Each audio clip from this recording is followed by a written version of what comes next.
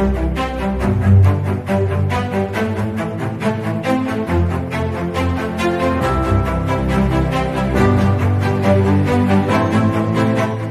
số để này cứ học hết hiện bà hiện vật anh lục tiền kẹp từ mà sẽ ra cái càng con trong ngày đại dương miền podcast regional briefing hoặc là vừa chỉ vừa là chuyện dạng mai là nhiều cái điều một cái sang tu chọn logo gạc asuka logo asuka chấm là số bạn chia bát hóm ta luôn ai ngày một tuần bạn tết là luôn vừa cả ngày đại nên sang tu chọn là vâng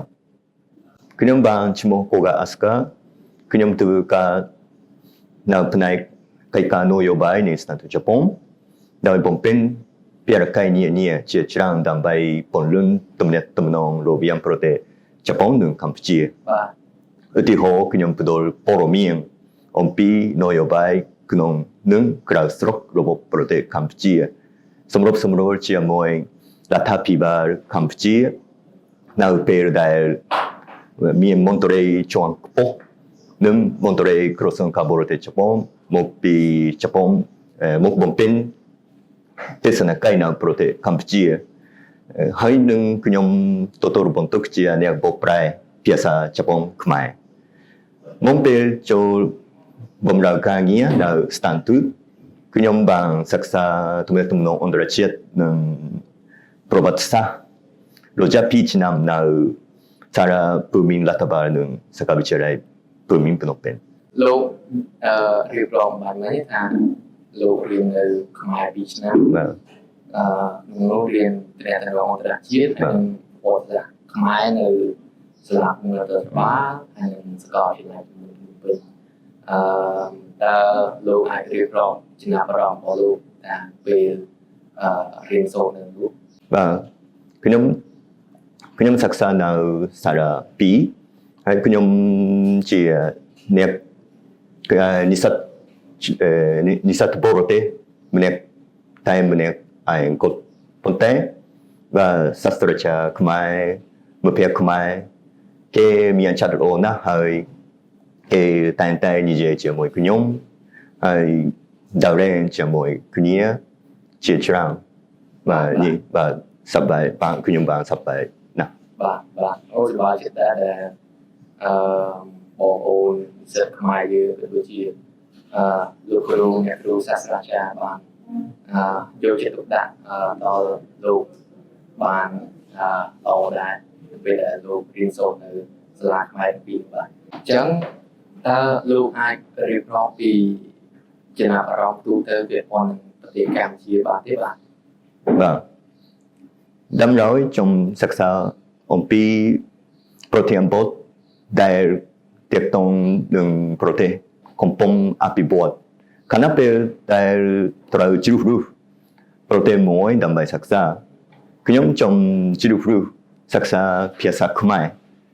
pipro knyom chondang pi prote Campuchia dai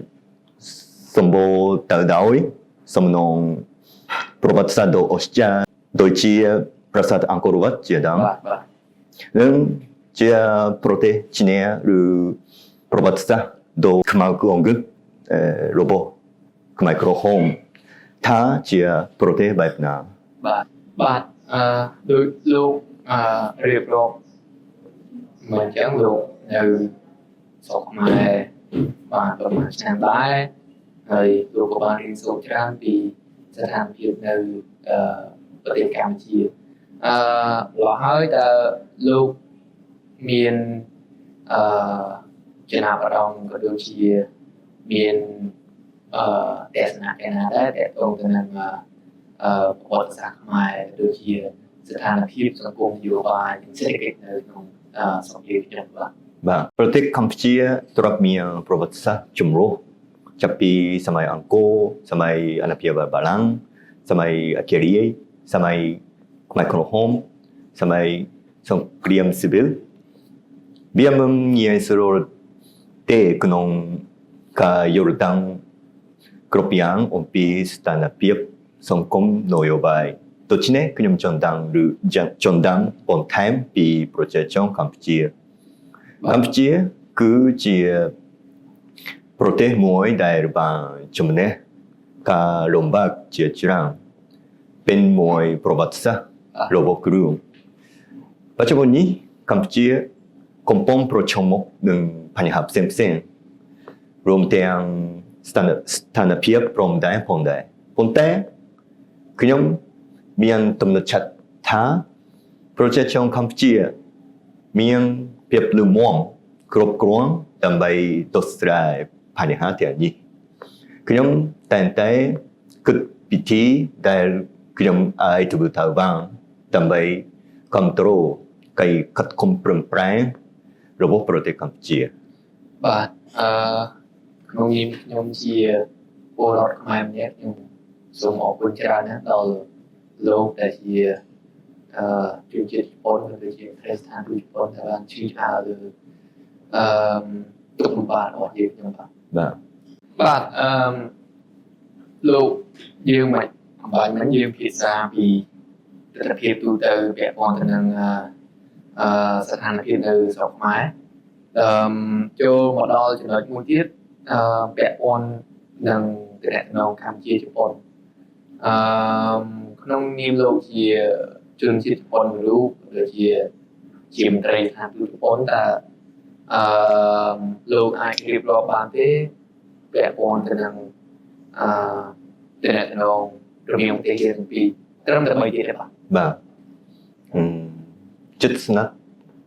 គប់ក្តៅរឹងមាំចិត្តស្និទ្ធកក់ក្តៅរឹងមាំលោកអាចចែកម្លែក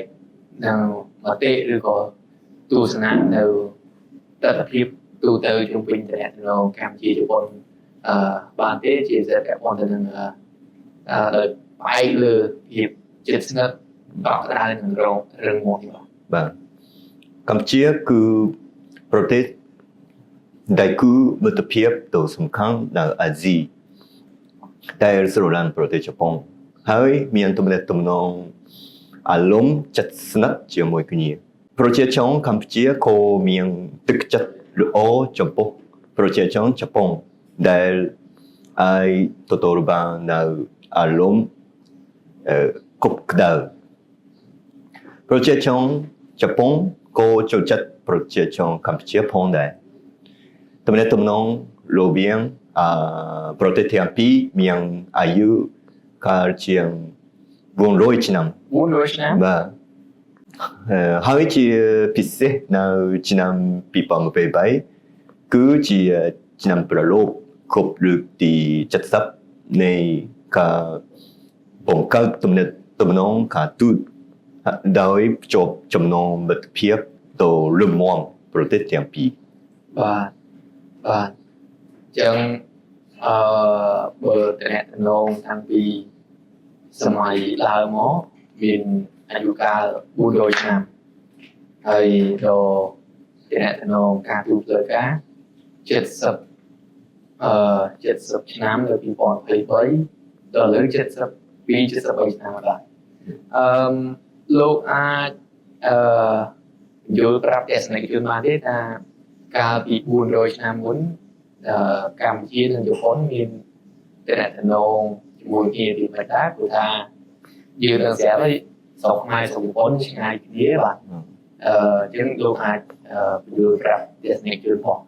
ពួកយើងចង់បានទេបាទខ្ញុំតាមប្រជាជនជប៉ុនប្រុសម្នាក់គាត់បានមកប្រទេសកម្ពុជាហើយធ្វើទស្សនកិច្ចនៅអង្គរវត្តពី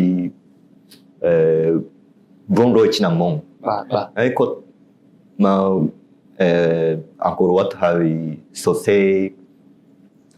អក្សរជប៉ុននៅក្នុងអង្គរវត្តបាទយើងដឹងស្រាប់ហើយបើតាមទិន្នន័យ